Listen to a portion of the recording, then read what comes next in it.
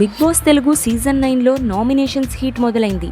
మొదటి వారం నామినేషన్స్కి రంగం సిద్ధం చేశారు బిగ్ బాస్. ఇక నుంచి అసలు ఆట రచ్చ మొదలు కానుంది. దీనికి సంబంధించిన ప్రోమో కూడా విడుదలయ్యి చాలా ఇంట్రెస్టింగ్గా ఉంది. అయితే ఈ ప్రోమోలో కంటెస్టెంట్స్ సంజనాని టార్గెట్ చేయడం ప్రత్యేకంగా మారింది. బిగ్ బాస్ సీజన్ 9లో ఇప్పటికే కామనర్స్ ఓనర్లుగా, సెలబ్రిటీలు టెనెంట్స్గా ఉన్నారు. ఇక సీజన్ 9లో ఫస్ట్ నామినేషన్లో భాగంగా ఓనర్స్ అందరూ కలిసి టెనెంట్స్లో ఒకరిని నామినేట్ చేయాలని బిగ్ బాస్ ఆదేశించారు.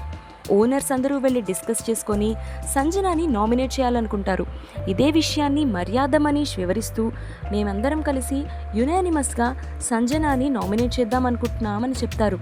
దానికి వివరణగా, మీ వల్లే వేరే ప్లేయర్లు హీట్ ఆఫ్ ద మూమెంట్లో ఏదో ఒక మాట అనేయాల్సి వస్తుంది, మిస్అండర్స్టాండింగ్స్ వస్తున్నాయి అని చెప్తారు.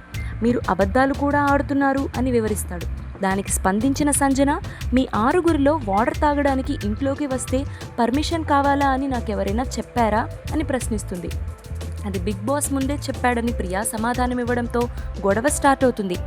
మీరు బ్యాక్ బిచ్చింగ్ 100% చేస్తున్నారు అని ప్రియా అనగా ఆ పదం వాడినందుకు సీరియస్ అయింది సంజన.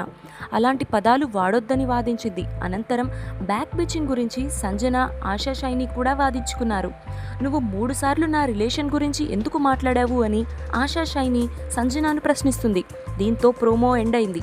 ఇవన్నీ చూస్తుంటే బ్యాక్ బిచ్చింగ్ అనే అంశం గురించి చాలా పెద్ద రచ్చనే జరిగినట్లుగా అనిపిస్తోంది.